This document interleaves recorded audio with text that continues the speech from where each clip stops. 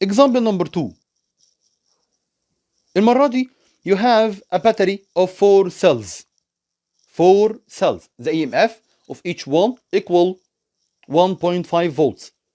Show by drawing how to connect them to obtain the following: A 1.5 volt, B 3 volts.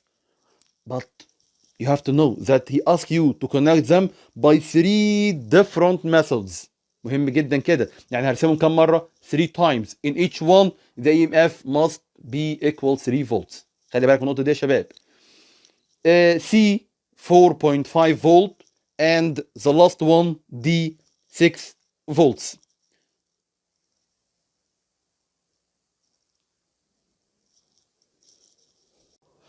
In this problem, he told you that you have a battery, and this battery consists of 4 cells. The EMF of each one equal 1.5 volt. معايا 4 cells والEMF بتاعت كل cell فيهم قد ايه؟ 1.5 volt. How to connect them to get? Number 1, 1.5 volt. How to connect them to get 1.5 volt. طيب سهلة جدا، ما دام الEMF 1.5 فولت وهو عايز 1.5 يبقى اكيد هنعمل كونكشن ايه؟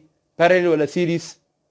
اكيد all of them هيكونوا باراليل. تمام، اكسلنت. يبقى هنعمل كونكشن كده for all of them parallel to each other. ادي عندي 4 cells زي ما انا برسمهم اهوت، وهبدا اعمل connection between all the positive poles together then all the negative poles together.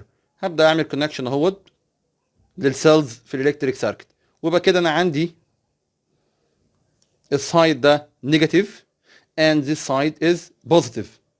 وزي ما احنا عارفين ما دام كده الاي ام اف بتاعت each one 1.5 يبقى all of them can be considered as ايه؟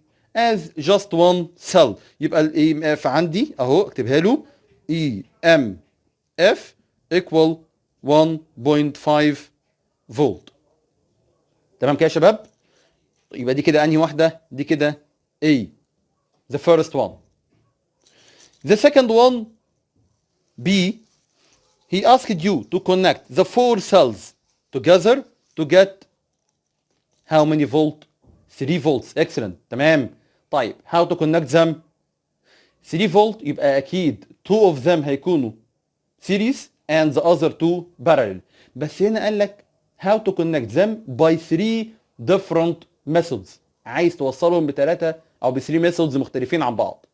هتبقى عامله ازاي يا شباب؟ حد يقول لي كده؟ بص معايا كده. نمبر 1 اهي، ادي عندي cell number 1 and cell number 2. If you connect between them ادي عندي كده بوزيتيف نيجاتيف بوزيتيف نيجاتيف، مش دول كده parallel to each other؟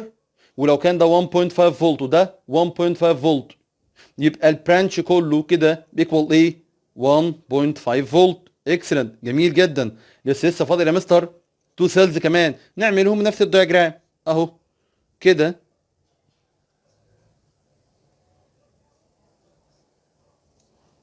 ده كده نيجاتيف وده كده بوزيتيف. ممتاز جدا. يبقى عندي ده البرانش ده 1.5 والبرانش ده برضو 1.5 عشان الاثنين دول كده parallel to each other.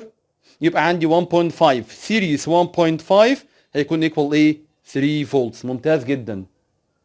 فهمناها كده يا شباب؟ يبقى انا كده عملت الاثنين دول، دي كده اللي هي لتر بي. الاثنين دول باراليل، الاثنين دول باراليل، وكل البرانش ده مع البرانش دوت سيريز. ليه؟ عشان النيجاتيف هنا كونكتد مع البوزيتيف اللي هنا اهو، ده كده بوزيتيف وده كده نيجاتيف، بوزيتيف نيجاتيف. يبقى عندي كده عملت كونكشن ما بين البوزيتيف والايه والنيجاتيف، يبقى كده دول سيريز مع بعض. طيب دي كده الفيرست ميثود. نشوف كده بقى السكند ميثود. برضو هنعمل كونكشن بتوين الفور سيلز تو جيت ايه؟ 3 فولتس. بص معايا كده اعملها ازاي. ادي عندي دي سيل نمبر 1 وادي سيل نمبر 2.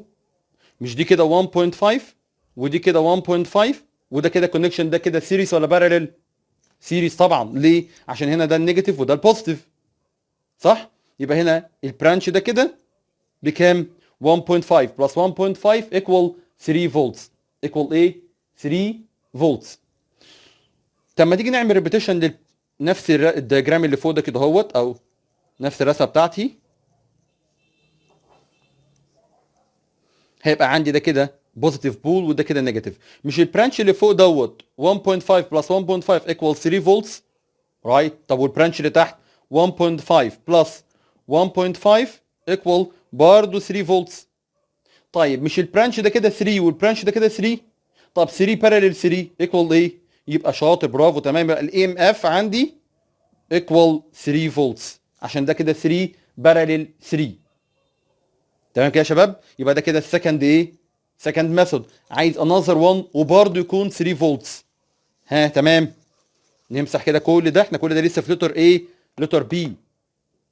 كده يا شباب؟ How to obtain also 3 volts from 4 cells. بص معايا كده اهو، ادي عندي ده كده سيل نمبر 1، سيل نمبر 2، سيل نمبر 3. ادي عندي 3 سيلز بتوعي هم. لسه فاضل مستر الفورس 1، خليها دلوقتي على جنب لحظه واحده. اهو هعمل كونكشن ما بين دول كده زي ما انت شايف كده. الكونكشن ده كده ايه؟ سيريس ولا باراليل؟ اكسلنت، باراليل. يبقى عندي ده كده اهوت البرانش ده كله على بعضه او الديجرام كله على بعضه ايه؟ 1.5 1.5 1.5 all of them parallel together. حاضر يا مستر، هيكون 1.5 عشان كلهم باراليل 1.5 فولت. طيب واللاست 1 احطها هنا اهو، هيكون عندي 1.5 ودي كده كمان ب 1.5 فولت. يبقى 1.5 سيريس مع ده 1.5. خدت بالك ان دي كده هو البوزيتيف وده النيجاتيف؟ يبقى معنى كده ان السايد ده كده اللي هو النيجاتيف والسايد ده بوزيتيف يبقى سيريس تو اتش اذر، اللي هو ده مع البرانش اللي فيه 3 سيلز ده. يبقى عندي 1.5 بلس 1.5 ايكوال ايه؟ ايكوال 3 فولتس. يبقى الاي ام اف equal 3 volts. equal ايه؟ 3 volts. وكده احنا عملنا drawing ل 3 different cells، سوري، ل 4 cells اهوت ب 3 different methods. عملتهم بثلاث طرق مختلفين. طيب نيجي نشوف بقى الكونكشن اللي بعد كده عندي اللي هي letter C. letter C ask you to connect the 4 cells to get 4.5 volt. يبقى معنى كده ان في واحده فيهم تتكنسل، خليها باراليل عشان اخلي 1.5 بلس 1.5 بلس 1.5 كده 4.5. طب ولاست 1 اخليها باراليل. طيب هاو؟ بص معايا كده، ادي عندي 1 ودي كده ادي السكند اهي. نبدا بالباراليل نتخلص منها في الاول اهي. ده كده عندي 1.5 باراليل تو 1.5، يبقى البرانش ده كده 1.5 فولت. نكمل، ها انت عندك كمان ادي كده 1.5 وعندي اللاست 1 1.5. صح كده يا شباب؟ يبقى عندي دول كده الاثنين دول مع بعض كانهم 1 سيل 1.5، ودي كده 1.5 ودي كده 1.5. يبقى all of them equal كام؟ هقول ان الاي ام اف equal 4.5 فولت. equal ايه؟ 4.5 فولت. اوكي؟ طيب the last one he asked you to connect all of them to get 6 volts. يبقى ده كده letter D. طيب مش انت عارف ان ال1 1.5؟ يبقى 1.5 تايمز 4 equal 6 volts حسب الرول بتاعتنا اللي هي كانهم سيريز كلهم. يبقى هعمل كده اهو، ادي عندي 1 2 3 4. ماشي يا شباب؟ وكده عندي اهو ده كده بوزيتيف نيجاتيف بوزيتيف نيجاتيف بوزيتيف نيجاتيف بوزيتيف نيجاتيف، كلهم connected in a in series connection. كلهم connected in a in series connection.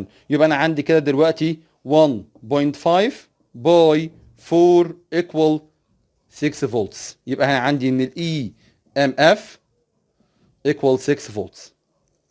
اوكي يا شباب؟ ثانك يو.